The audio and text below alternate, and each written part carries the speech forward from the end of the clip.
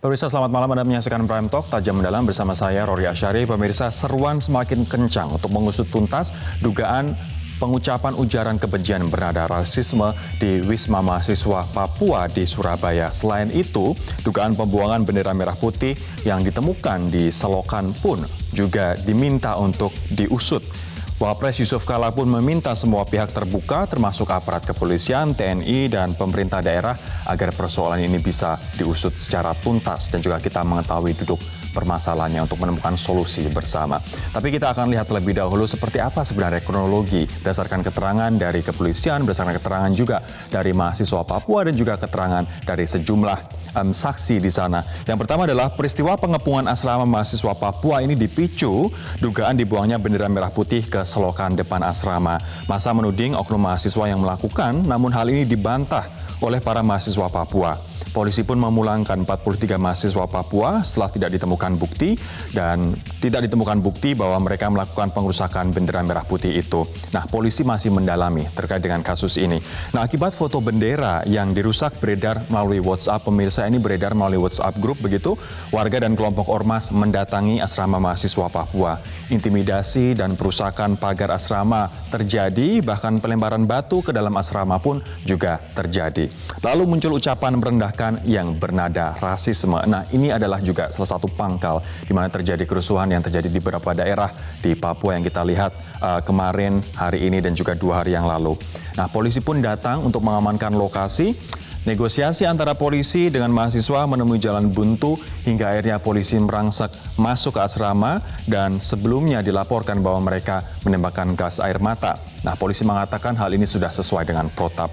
Polisi akhirnya mengamankan 43 mahasiswa Papua dan menurut Kabid Humas Polda Jawa Timur bahwa ini bukan mengamankan, namun ini mengevakuasi mereka dikarenakan dikhawatirkan kondisinya tidak memungkinkan bagi mereka untuk tetap berada di dalam asrama mahasiswa. Nah, minggu dini hari ke-43 mahasiswa tersebut dipulangkan atau dikembalikan ke dalam Wisma Mahasiswa dan ke-43 mahasiswa ini mengaku tidak tahu menau sama sekali terkait dengan dugaan perusakan bendera dan juga menaruh bendera tersebut di tempat yang tidak semestinya. Kita akan ke slide selanjutnya. Kita tahu bahwa kemarin Gubernur Jawa Timur, Khofifah Indar Parawansa, dan juga Tri Risma hari ini, Wali Kota Surabaya, sudah menyampaikan permintaan maaf, baik itu kepada Gubernur Papua maupun kepada masyarakat Papua yang merasa tersakiti. Sementara Koalisi Masyarakat Sipil mendesak pengusutan tuntas pelaku diskriminasi kekerasan tanpa pandang bulu. Apakah itu dari unsur aparat polisi, aparat TNI, ormas, maupun warga masyarakat.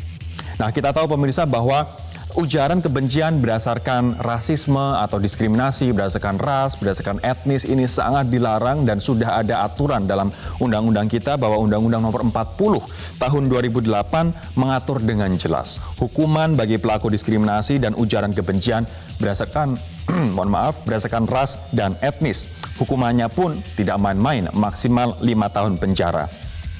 Nah, ungkapan kebencian ini meliputi tulisan atau gambar, termasuk melontarkan kata-kata, berpidato di depan umum, hingga penganiayaan maupun perampasan kemerdekaan berdasarkan diskriminasi ras maupun etnis. Nah, Pangdam 5 Brawijaya, Majen TNI Wisnu Prasetya Budi berjanji akan mengusut dugaan adanya oknum aparat yang mengucapkan ujaran rasial kepada mahasiswa Papua bila memang ada buktinya dan bila memang ditemukan, dia akan menindak tegas aparat yang ada dalam jajarannya. Nah, pertanyaannya kemudian bagaimana pengungkapan dugaan pelaku ujaran kebencian bernada rasisme di Surabaya dan dugaan pembuangan bendera yang diketahui berada di selokan di sana. Kita akan melihat bagaimana perkembangan kasus investigasi ataupun penyelidikan terkait dengan 2 kasus ini yang menjadi pemicu adanya keributan atau kerusuhan di sejumlah tempat di Papua dan juga Papua Barat 3 hari terakhir ini. Kita akan berbincang dengan sejumlah narasumber. Di studio ada Hermawan Sulistyo, pengamat politik. Mas Kiki, selamat malam, Mas. Selamat malam. Kami juga ada sejumlah narasumber yang bergabung dari luar studio, pemirsa. Ada Pak Lenis Kagoya, staf khusus Presiden Bidang Papua yang bergabung bersama kami melalui luar studio. Pak Lenis, selamat malam. Selamat malam. Baik, saya juga akan menyapa nantinya AKBP Frans Barung Mangera, Kabid Humas Polda Jawa Timur yang bergabung bersama kami dari Polda Jawa Timur. Nanti kita akan nanti kita akan menghubungi Pak Frans Barung Mangera. Saya akan ke Bang Lenis lebih dahulu. Bang Lenis, ini banyak angle yang seharusnya kita bahas begitu, tapi saya akan fokus lebih dahulu pada dugaan ujaran kebencian bernada rasisme di Wisma Mahasiswa Papua di sana. Terkait dengan penegakan hukum, apa yang ingin Anda sampaikan terkait dengan peristiwa ini?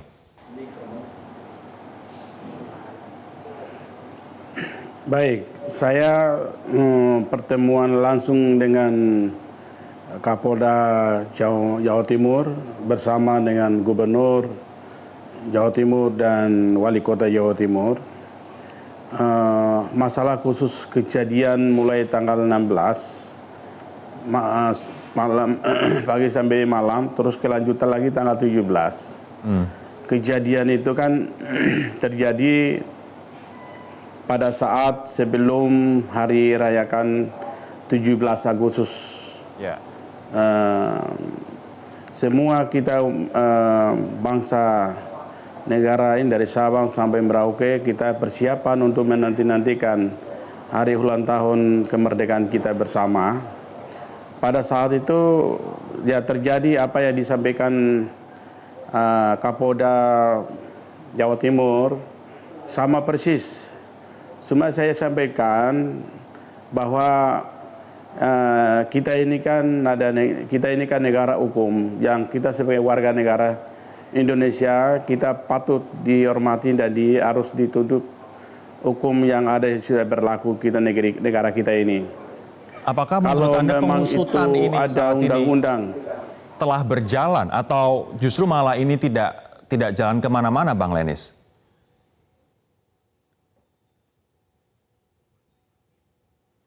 Baik, kami sekarang ada sedikit gangguan di sana dengan Bang Lenis. Kami akan mencoba menghubungi lagi nanti Lenis Kagoya, staf khusus Presiden bidang Papua, nanti akan kami hubungi kembali. Saya sekarang mungkin akan ke Mas Kiki lebih dulu. Mas Kiki, ini penyebab aksi di berbagai daerah di Papua adalah kejadian di Surabaya dan di Malang. Tapi saya ingin coba menarik lebih dalam lagi.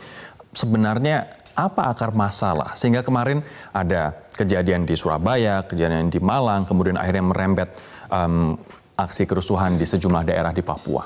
Ya, ini kan tidak bisa dilepaskan dari perkembangan di Papua. Jadi menjelang tanggal 17 di sana ada konsentrasi pasukan KKB. Itu dari Nduga mereka bergerak mau ke Timika, ke Freeport. Jadi jalur itu lewat Puncak Jaya, Artinya ini tidak bisa dipisahkan dengan KKB? Nggak bisa. Jadi sebagai respon TNI dan Polri juga siap-siap kalau ada kontak fisik. Nah, kenapa tidak dilakukan? Karena mereka takut persoalan HAM dan politik. Okay. Nah, itu sampai tanggal 17. Jadi ini sudah tegang nih, sudah tegang di sana. Pada saat mereka jalan menjelang sampai di Ilaga, ada kasus Herlan, polisi yang mati, bukan diculik sih, diseret masuk ke tengah hutan, ditembak di dalam. Nah, jadi saya mau mengkaitkan ini dengan situasi di sini. Sebetulnya kalau lihat demo gitu ya, kalau kita biasa demo itu biasa-biasa aja, situasi di lapangan. Nah, situasi ini merupakan reproduksi dari situasi sehari-hari di sana. Belakangan ini dalam 1 tahun terakhir lah, terutama 2 tahun terakhir, itu pemalangan itu terjadi di hampir semua tempat. Jadi, pemalangan ini maksudnya gimana? Pemalangan itu nyekat mobil atau sepeda motor lewat gitu. Kalau yang Malang pakai kadang sepeda motor aja dipalangin. Blokade jalan gitu ya. Jalan. Itu 1-3 orang biasanya 100.000 dikasih. Artinya sebenarnya konflik ini sudah, menurut Anda sudah mulai tegang itu sebelum kejadian di Surabaya dan di Malang, tapi lokasinya di sana dan melibatkan kelompok kriminal bersenjata. Iya, poin saya adalah itu nggak ada kaitannya dengan politis. Sebagian yang lain kemudian mengkapitalisasi ini menjadi politik, sehingga kalau di sana polisi tidak mau terlibat, TNI polisi itu nggak mau terlibat. Apalagi kalau ada konflik suku, satu kepala satu. Kalau satu orang mati harus ditukar satu. Kalau enggak penyelesaiannya dengan denda adat. Denda adat itu bisa sekitar 5 M atau babi senilai itu gitu. Selesai masalahnya. Kadang-kadang nggak selesai juga. Nah, bagaimana Mas Kiki dengan adanya kemudian peristiwa di Surabaya khususnya? Saya ingin fokus dulu peristiwa Surabaya. Ya. Kemudian ada ucapan bernada rasisme di sana dan ini menyulut kemarahan. Slandering ya, ucapan-ucapan ujaran seperti itu kan bangsa kita itu kan saya bilang dalam hal-hal begitu memang belum beradab lah gitu.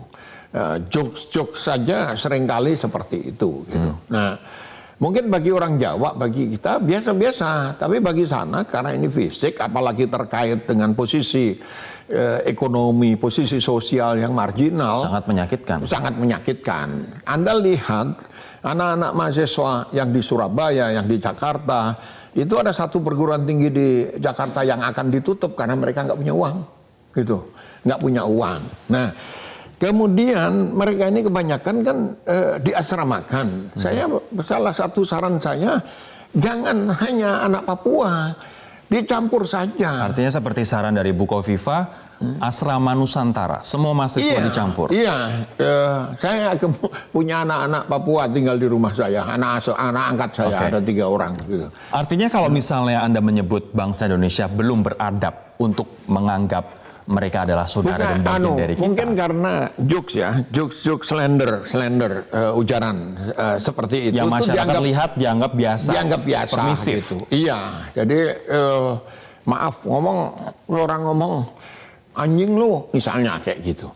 Itu bagi sebagian masyarakat ini penghinaan. Nah, bagi masyarakat yang lain ya itu bukan slandering, itu biasa aja. Padahal di undang-undang sudah ada. Kalau misalnya kita slandering berdasarkan etnis dan Pertanyaannya suku. adalah apakah publik sudah mengenal undang-undang itu, batas-batas slandering itu di mana gitu. Baik, saya akan sekarang menyapa ada AKBP Pak Frans yang merupakan AKBP Frans Barung. Oh mohon maaf, Kombes Pol Frans Barung Mangera. Ini salah jabatan bisa berabe. Kombes Pol Frans Barung Mangera, Kabid Humas Polda Jatim bergabung bersama kami dari Polda Jatim. Pak Frans, selamat malam Pak Frans. Selamat malam. Selamat malam Pak Frans, terima kasih telah bergabung bersama kami kembali. Ini yang ingin saya tanyakan adalah progres penyelidikan polisi atas dugaan ujaran kebencian, baik itu yang diduga dilakukan oleh aparat, baik itu kepolisian, TNI maupun Ormas dan juga warga. Progresnya seperti apa, Pak? Kita mulai dari pelecehan atau yang namanya kegundahan masyarakat terhadap bendera merah putih. Kita sudah memeriksa 49 saksi masuk di dalam berita acara. 42 orang berasal dari adik-adik kita mahasiswa Papua dan 7 orang berasal dari eksternal di luar daripada asrama itu. Nah, kita sudah memeriksa ini.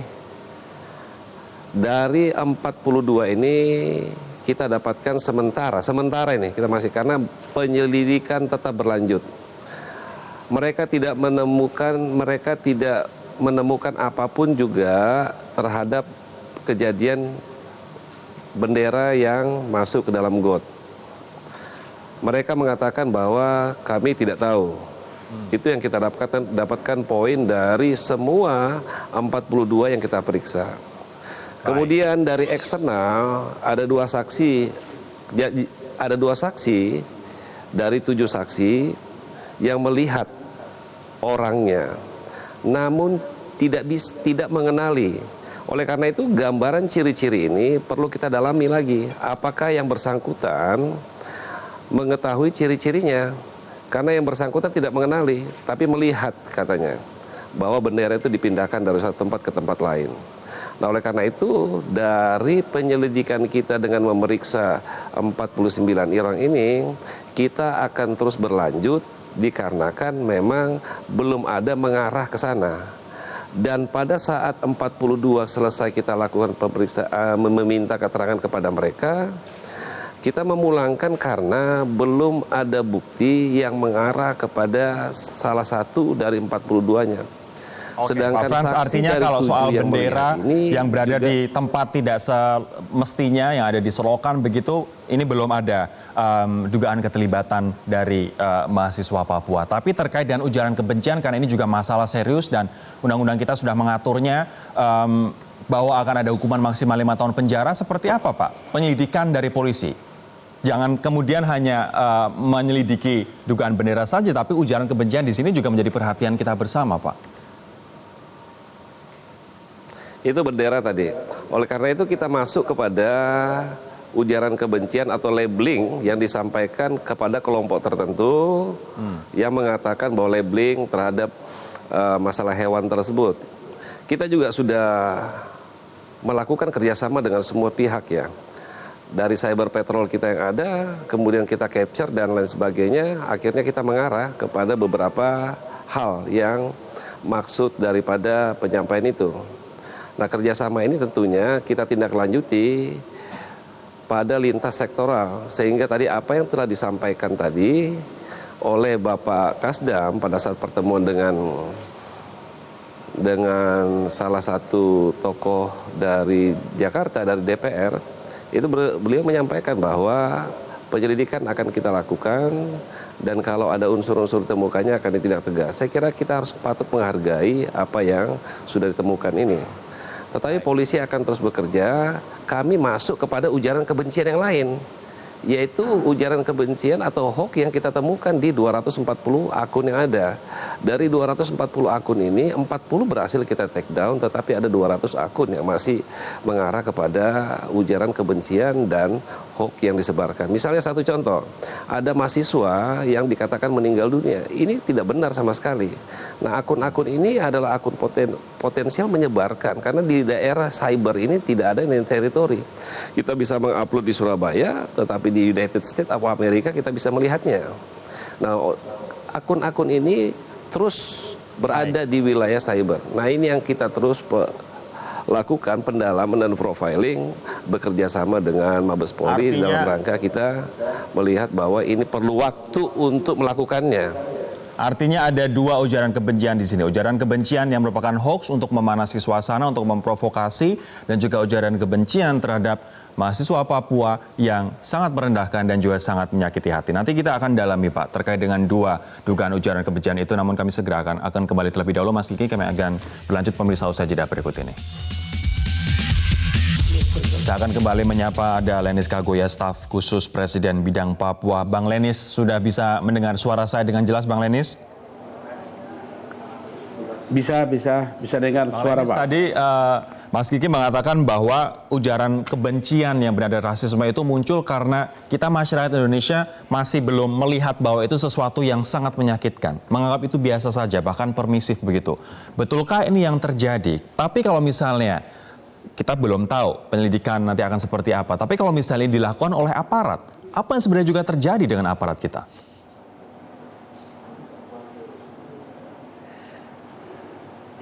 Ya, kalau itu kan jarang sekali terjadi. Baru tahun ini bisa terjadi, Pak. Jarang sekali terjadi ujaran kata-kata yang nama binatang itu jarang sekali terjadi. Kenapa ini bisa muncul, Bang Lenis, menurut Anda? Sebenarnya kalau kita bangsa Indonesia, apalagi kita orang berpendidikan, seharusnya.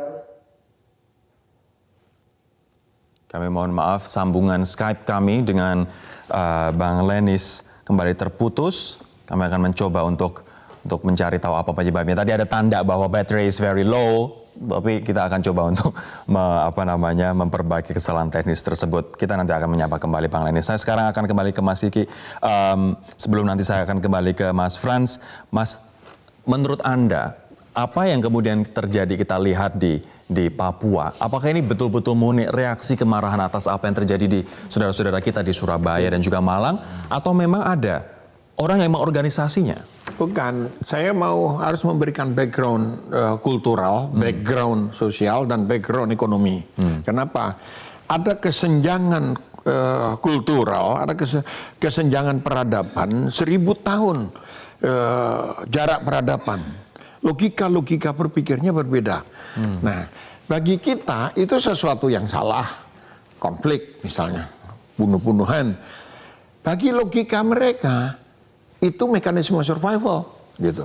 Contoh kan di sana suku itu kan ada ratusan, diperkirakan 700-an.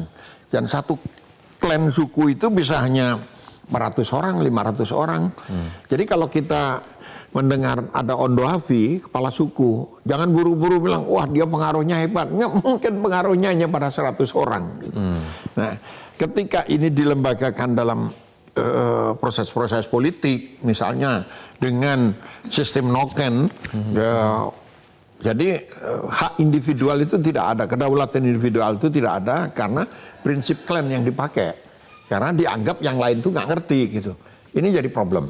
Nah, begitu juga dengan anak-anak yang dibawa ke Jawa ini. Anak-anak dibawa ke Jawa itu mengalami kesulitan dengan mekanisme survival. Ada satu peneliti yang pintar anaknya, ditaruh di LIPI, hanya tahan 3 bulan, minta pulang. Karena stres tiap hari, berat segala macam. Anak yang tinggal di rumah saya tanya, kenapa kamu nggak mau balik ke asrama? Nanti saya minum lagi Bapak. Gitu. Nah, minum itu kebiasaan lama, ya, yang ini udah merata. Sehingga bupati-bupati Paniai, Dogiai, dan 3 kabupaten di atas itu bekerja sama dengan Kabupaten Nabire supaya bupati di Kabupaten Nabire itu mencegat CT itu. CT itu cap tikus yang paling murah. Kalau baru datang dari Sulawesi Utara itu 10.000. Ini adalah dari sisi kulturalnya, Mas. Ya. Kalau dari sisi ekonomi tadi Anda sampaikan, ya kita tahu bahwa ada jomplang. Tidak punya posisi tawar. Jadi kalau ada kasus-kasus seperti ini, itulah posisi tawarnya, gitu. Posisi tawarnya harus diakui, mungkin nggak semua ya. Artinya kemarahan kemarin yang ada di Manokwari, ada di Fak-Fak, ada di Sorong, bahkan Mimika, kemudian Jayapura, ini murni karena ungkapan kemarahan, kekecewaan dari yang di Surabaya ini, atau menurut Anda ada yang menggerakkan? Kalau menggerakkan saya kira terlalu jauh ya, menggerakkan orchestrated gitu. Karena apa? Karena komunikasi itu sulit sekali. Di Oksibil misalnya di Pegunungan Bintang itu listrik hanya 6 jam. Nah, nggak ada. Di semua kawasan kecuali di hotel-hotel besar, di hotel itu tidak ada akses internet. Dari mana kita pakai? Jadi kalau dianggap lalu ini mengkoordinasikan, ketika kasus saja kejadian kemarin, seluruh wartawan menggunakan akses internet down, nggak bisa dipakai 2 hari dari kemarin. Sekarang masih trouble juga gitu. Nah, kalau ini kita perhitungkan sebagai aspek ekonomi, koordinasinya sulit. Baik, artinya ini murni suara. Ini yang saya mau kritik pada pemerintah. Kenapa? Itu dari satu bandara ke bandara yang lain itu 1 jam sampai 2 jam jarak tempuh itu dengan pesawat-pesawat kecil itu, pesawat-pesawat kelas CN250 lah gitu. Terus banyak lapangan terbang perintis yang tidak lebih dari perintis. Misalnya di Oksibil, lapangannya tuh begini, jadi kalau pesawat turun naik kelewat dikit dia kecemplung. Ini walaupun infrastruktur Papua saat ini akan juga menjadi salah satu fokus dari omong kosong itu, Menteri Perhubungan tuh senangannya ngintili presiden, bukan ke sana mau bangun bandara, dia ikut presiden pengen jadi menteri lagi itu. Ini catatan untuk pemerintah dari Anda. Saya sekarang akan ke Pak Frans. Pak Frans, Anda tadi menyebutkan ada 2 ujaran kebencian, yang satu adalah tidak main-main, yang satu adalah hoax untuk memprovokasi dan juga mengagitasi kemarahan begitu. Bagaimana saat ini progresnya Pak? Anda tadi mengatakan sudah ada 40-an akun yang diperiksa. Sudahkah ada indikasi siapa di balik produsen dari hoax ini? Kalau kita bermain pada tindak pidana cybercrime, tentunya tidak mudah kita mengungkapkan. Perlu dengan profiling, kemudian perlu dengan pendalaman. Karena satu akun ini ada yang akun fake, ada akun yang dibuat sengaja untuk melakukan provokasi, sengaja dibuat untuk melakukan mempublish atau mengupload berita-berita hoax. yang menyesatkan sehingga terbentuklah opini publik yang diinginkan. Saya ambil contoh satu saja. Ada adik mahasiswa yang dikatakan meninggal dunia terkapar di jalan dan kemudian tersebar. Kami mengambil langkah pada saat itu untuk mengcounter ini dengan meme dan narasi, dan kemudian kita terbangkan lagi di wilayah cyber dan kita mengupload kepada semua jajaran termasuk Mabes Polri. Itu satu. Kemudian yang kedua, kita ambil contoh bahwa mahasiswa diperlakukan tidak manusiawi, itu diperlihatkan bagaimana darah berceceran dan kemudian mereka diseret. Ini adalah gambar yang mereka ambil dari tempat lain, kemudian narasi mereka ciptakan, setelah itu mereka buat meme dan kemudian mereka sebarkan. Nah, dua hal contoh ini kalau ditangkap, tunggu dulu, kalau ditangkap dan diterima informasi ini bulat-bulat oleh publik, akan menimbulkan suatu kemarahan, akan menimbulkan sesuatu hal yang berbeda pendapat. Sehingga kepolisian Polda Jawa Timur langsung mengambil counter dan menstempel ini sebagai informasi yang hoax. Ini kita counter. Di lain pihak ada akun-akun tadi yang saya bilang tadi, akun fake ini sengaja dibuat ya, misalnya akun yang kita katakan kalau bahasa umumnya atau bahasa publiknya itu dikatakan akun bodong. Akun bodong ini sengaja bahwa IP address disamarkan, tidak sesuai dengan apa yang dibuat dari awal, dan kemudian mereka membuat akun itu dan jadilah Facebook, jadilah Instagram, jadilah kita bisa YouTube dan kemudian Twitter, dan kemudian mereka menyampaikan narasi, kemudian gambar tidak sesuai dengan itu. Nah, akun-akun ini harus kita take down. Orang di balik ini, Pak Frans? 40 akun sudah kita take down. Di balik ini saya sudah katakan tadi, Mas, bahwa ketika akun ini adalah akun bodong, ada akun tidak di fake atau akun tidak bisa dipertanggungjawabkan, kita tidak bisa melihat bahwa siapa di balik ini. Tetapi yang jelas bahwa ada yang menggerakkannya. Oleh karena itu butuh yang namanya profiling dalam rangka kita melihat kejahatan-kejahatan cyber ini. Kita butuh waktu memang, karena kejahatan cyber tidak seperti kejahatan-kejahatan di dunia nyata yang mudah kita lihat dan mudah kita lakukan pembuktiannya. Ini pertanyaan terakhir saya dikarenakan tadi saya mendapatkan informasi bahwa waktu Anda sangat singkat. Ini adalah segmen terakhir saya dengan Anda. Pangdam 5 Brawijaya, Majen TNI Wisnu Prasetya Budi berjanji akan mengusut apabila dari internalnya ada oknum aparat yang mengucapkan ujaran rasial kepada mahasiswa Papua. Bagaimana dengan komitmen kepolisian?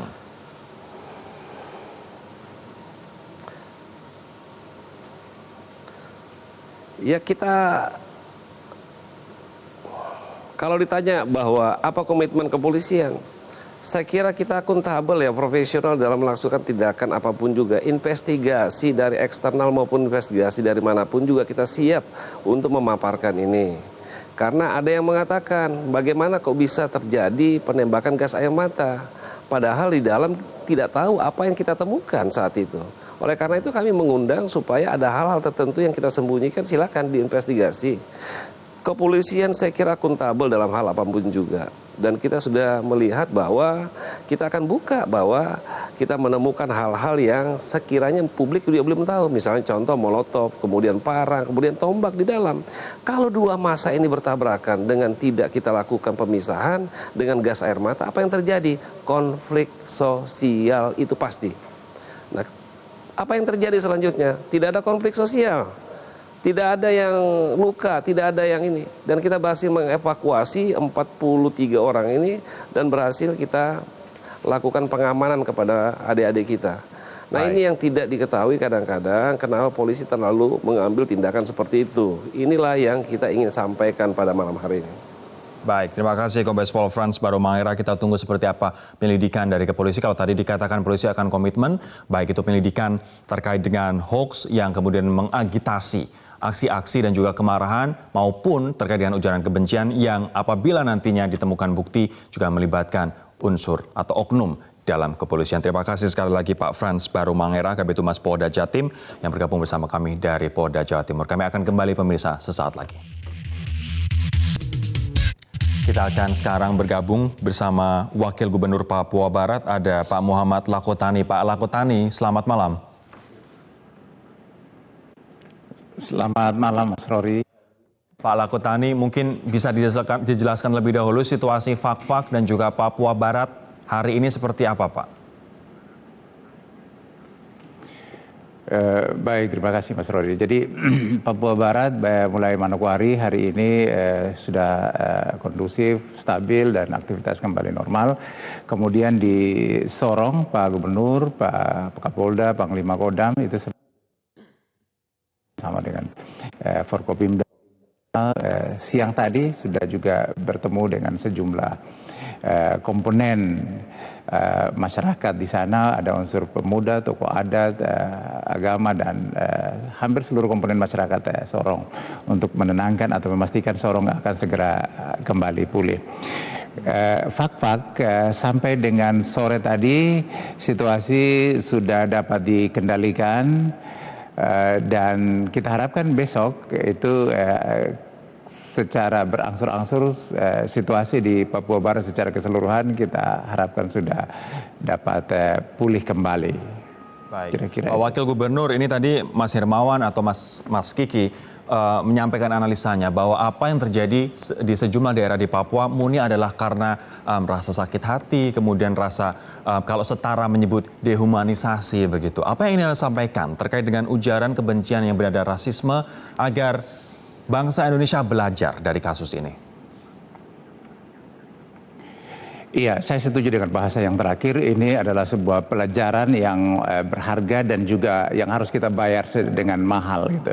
Tetapi ada juga pembelajaran yang kita petik dari kejadian ini agar pola hubungan komunikasi dalam kehidupan berbangsa kita yang sangat heterogen, bangsa Indonesia yang besar ini dapat kita perbaiki, kita saling menghargai dalam kesetaraan, saling menghormati di dalam perbedaan, sehingga harmonisasi kita sebagai sebuah bangsa itu dapat kita wujudkan. Apa yang terjadi atau reaksi yang terjadi akibat ungkapan yang bernada rasis misalnya, yang barangkali kami juga sedang akan mendalami ini tingkat validitas atau kebenaran daripada informasi itu. Nah, tetapi apa yang terjadi atau reaksi yang terjadi ini adalah kulminasi kalau ingin saya sebutkan.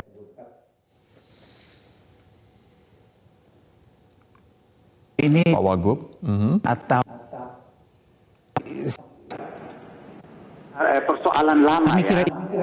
Teman-teman atau adik-adik kami, para mahasiswa yang ada di berbagai kota studi di Pulau Jawa, itu terkadang bahkan sering kali dalam komunikasi keseharian itu barangkali menghadapi hal-hal yang semacam ini. Komunikasi itu dilakukan secara kekeluargaan, sampai kepada apakah kakaknya atau orang tuanya. Tetapi ini kemudian coba diselesaikan di tingkat keluarga. Nah, apa yang terjadi hari ini ketika sosial media begitu deras, begitu menguat dan pengaruhnya sangat luar biasa, ini kemudian diviralkan dan itu memantik itu tadi, memicu kemudian orang secara berbondong-bondong, kemudian ketika ada pihak-pihak yang ingin menggerakkan, ada tokoh-tokoh yang ingin menggerakkan, itu dengan mudah sekali orang kemudian berkumpul untuk kemudian ada dalam sebuah aksi yang sama-sama untuk menolak ini. Jadi sekali lagi saya kira sekali lagi bahasa saya ini pelajaran berharga dan harus kita bayar mahal, tetapi kita juga saya kira ambil pelajaran dari sini agar pola hubungan komunikasi kita dalam kehidupan bangsa kita yang sangat heterogen ini bisa kita perbaiki ke depan. Baik, nanti saya juga akan lanjutkan ke Mas Kiki. Kemudian setelah ini, apa yang harus dilakukan? Terutama masyarakat Indonesia dimanapun itu yang kita, kemudian ada masyarakat Papua di tengah-tengah kita. Kami akan kembali sesaat lagi. Saya akan ke Pak Lakotani kembali. Pak Lakotani, kita ini pelajaran berharga untuk masyarakat Indonesia terkait dengan kesetaraan dan juga bagaimana menyadari bahwa walaupun berbeda ras, berbeda warna kulit, berbeda suku, kita semuanya adalah satu. Kita semua adalah saudara begitu. Tapi terkait dengan adanya kelompok-kelompok yang terus saja menyuarakan untuk berpisah dari Indonesia, apa yang ingin Anda sampaikan, Pak? Saya kira tugas kita sebagai pemerintah adalah terus melaksanakan tugas-tugas pemerintah, melayani, membangun dengan benar dan menyentuh apa yang menjadi kebutuhan dasar daripada masyarakat itu sendiri.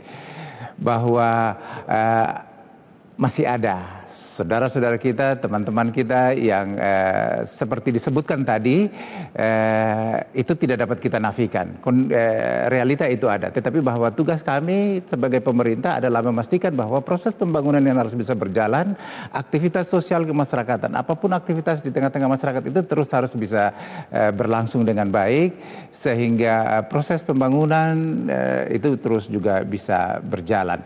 Dan saya kira untuk itu semua kita butuh prasyarat kondisi keamanan, ketertiban yang kondusif, sehingga sekali lagi seluruhnya dapat kita laksanakan dengan baik. Gitu. Baik, Muhammad Lakutani, Wakil Gubernur Papua Barat. Terima kasih atas waktu Anda bersama kami di Prime Talk. Kami akan berlanjut pemirsa usai jeda berikut ini. Tetaplah bersama kami.